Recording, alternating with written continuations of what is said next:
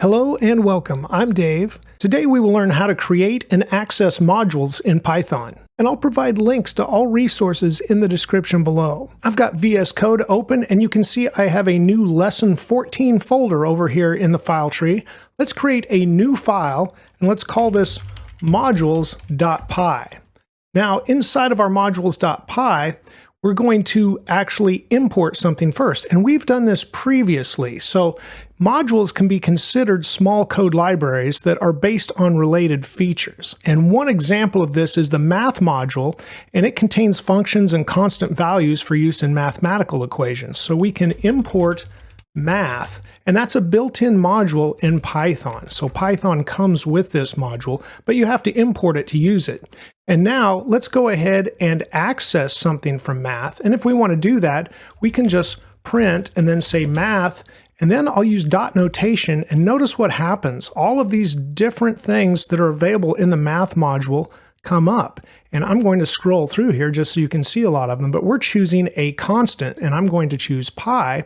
So we're just going to print pi inside of our output window. And I'm going to add a couple of extra lines just so that doesn't scroll up on me like that. And then I'm going to go over here to our dropdown and run the Python file. And notice we get the value of pi here in our output. Once again, I'm going to go to View and Appearance, and then to Panel Position and move that to the right, just so we can see our output over here today. But now you know what I'm doing. I'm either getting functions or constant values from the math module. And of course, we could bring in any type of data that could be in the module. There may be a dictionary in there or a tuple or something else that we can access. Now, earlier in our series, we also imported a couple of other modules that we're using in our rock, paper, scissors game. One of those was sys, and another was random.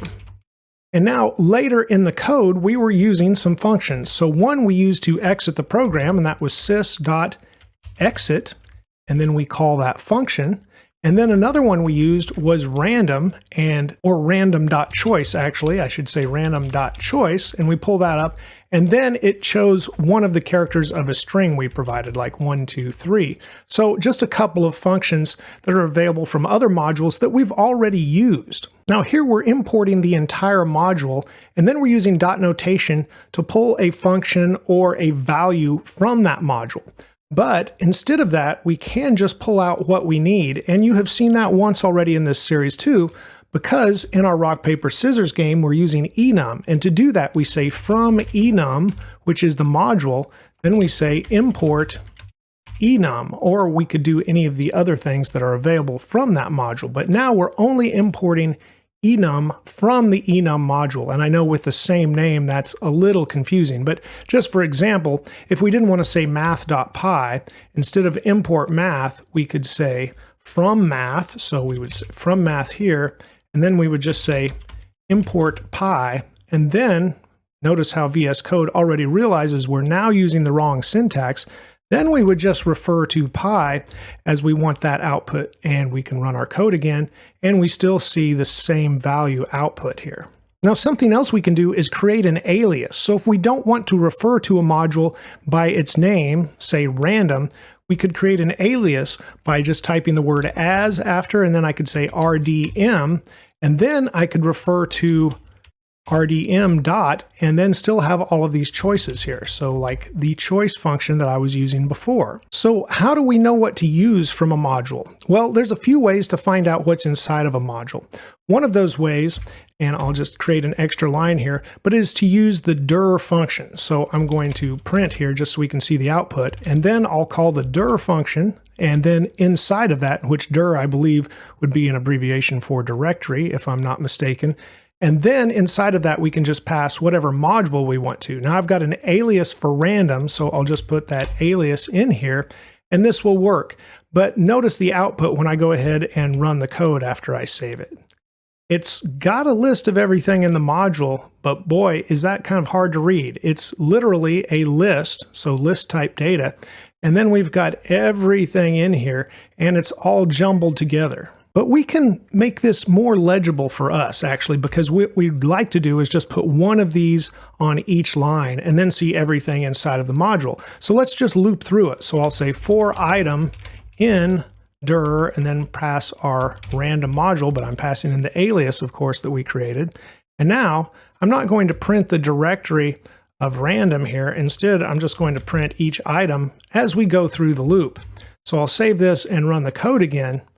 Much easier to read now, and we can see everything that is inside that module. Now, of course, I already showed another way to do that, and that is with dot notation. So I just type the module name or the alias of that module, and then I use dot notation, so I type a period, and VS Code helps us out. So we can see all of these different things that are available inside of this module. But neither one of these ways actually tell you what any of these constants or different data types or functions are inside of the module. So for that, let's go to the docs quickly. I'm in the Python documentation now. As you can see here at the top, it says documentation for Python 3.11.3, and we're at the Python module index. Now, if you're watching this in the future and Python has gone to a newer version, that's okay. You should still be able to find this Python module index.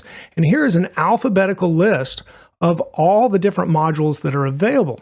And then if you go into the module, so let's find one we were using like enum here, I'll click this, and it takes you to a page that shows all of the details for that module, and it details everything and describes everything inside of the module. So this is a great reference, and of course I'll link this in the course resources for you to go with this lesson. Okay, now we're back in VS Code, and we're going to look at a custom module that I created. Notice it's named kansas.py, so like any other Python file, it ends in .py. And then inside of the file, we've got some values here. So I've set the capital, the bird, the flower, and the song for Kansas, and that's the state that I'm from. So you could create one of these files or modules, if you will, for where you're from if you want to, just as an example to go along with what I'm doing. But we've got a few values here, and then we've got a function that says random fun fact. And you can see inside of this random fun fact function, I have a list that has 4 fun facts about Kansas. And then notice I'm also importing something from another module, because you can do that inside of modules that you create as well, just like other Python files. So from random, I'm importing the choice function. So then down here, I'm creating the index value using the choice function and choosing between 0, because remember, our list would start with an index of 0, so 0 through 3. So it's going to choose one of those. And this is a string. So then when we use the index, we need to convert it to an integer here. And we're doing that with the constructor. And then we're just referencing which index it is inside of fun fact, and we print that. So this might surprise you, but there's really nothing special inside of a module. We've got data, and we can have functions as well.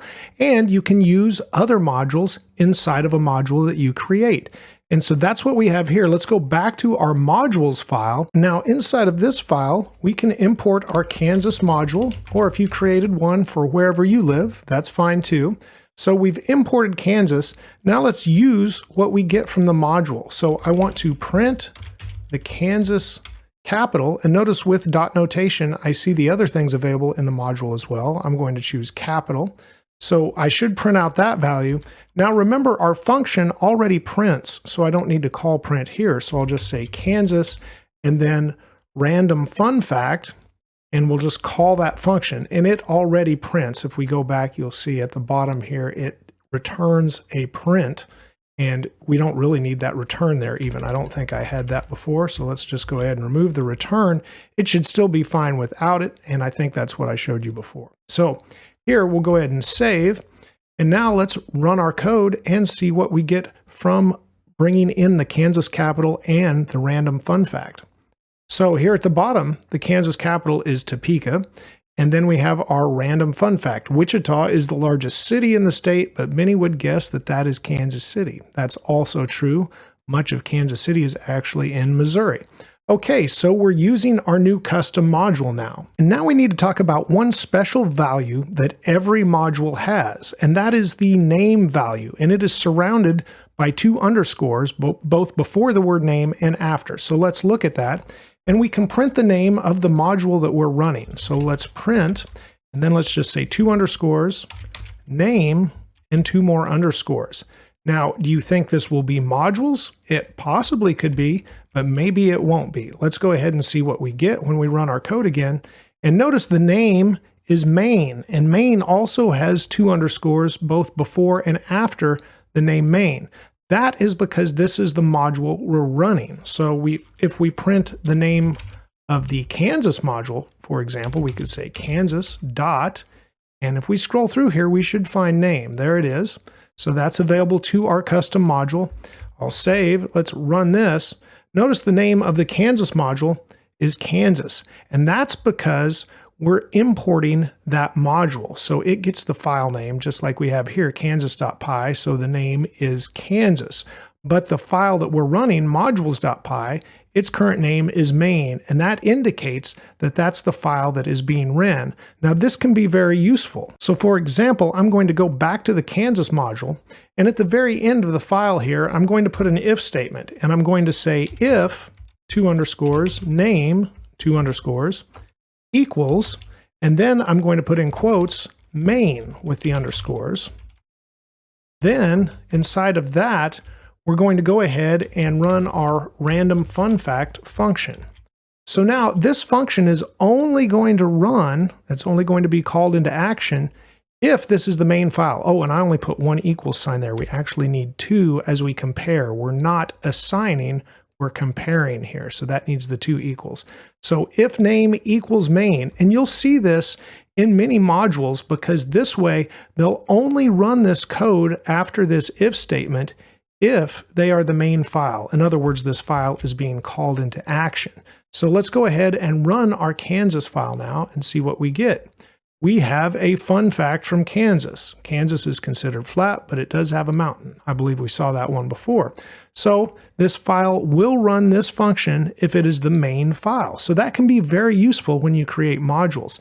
Now, if we come back to our modules here and we go ahead and run this modules.py, we won't see anything different than what we had before. We don't see the fun fact function running twice. As a matter of fact, I could comment out the fun fact function, and now we shouldn't see it run at all if we do that. And we don't. We just have Topeka and then the 2 different name values here, Maine and Kansas, that we printed at the bottom. But it's important to do that if you want to have something called inside of your module, because if we don't do that, it will run every time. So if I comment out the if statement here, and then we'll have to, of course, change our indentation. Just bring this back to the front. Now, when we import the Kansas module, this will run. So we should see a fun fact executed twice because we're also doing it inside of our modules file. Let's go ahead and double check that. I'll run the code. And well, we're not seeing the result here because of this long list, but if we're to scroll up, there's actually another random fun fact at the very top of the list. And here we see it. Wichita is the largest city in the state. So we see that before we even print pi. Let me go ahead and comment these out again. I'll select all of those and do control with the slash, and it will comment those out. And now it won't be so far between when we see our output here. We'll run the code again, and notice we've got a considerable portion of Kansas City is in Missouri. And oh, I commented out the other Kansas information too. I meant to just do the loop. Let me try that again. I'll uncomment by doing the same thing. Select what you want and then control and the slash, and I uncommented both of those. Let's save and run the code again. Okay, now we actually have 2 fun facts running, even though we're only calling it once in this file. And that's because this first fun fact runs right now when Kansas is imported, the Kansas module. That's because we don't have this if statement. Another important thing is if you leave this over here, it could actually be included in the import list. Let's see if it is. I'm not so sure if it is or not, but let's check. Say Kansas, and then we'll dot, and we have random fun fact here. Let's see if another one is included. It's not. By VS Code at least knows not to do that. However, maybe not all tools with Python do. So one thing to consider is you don't want this included in what's available to import as well if another Python tool were to allow that. So it's much better to put this if name equals main, and then of course we need to indent this back with tab. There we go. And now we'll only get the fun fact that we intend to run inside of our modules file, and this will not run unless Kansas is the main file. So let's go ahead and run our code one more time just to prove that. And yes, the first thing we get is the pi value, and that's up here, and then we get the capital, then we get the fun fact and the two names. Okay, now that we've covered the name value, let's close the terminal window. Let's create a new file over here, and we'll call this rps7.py. Now we're just going to start with the code that we finished with in the last lesson on closures, which was RPS6 for our rock, paper, scissors game. So I'm just pasting this in, and this is the exact code you should have finished with in the previous lesson for rock, paper, scissors.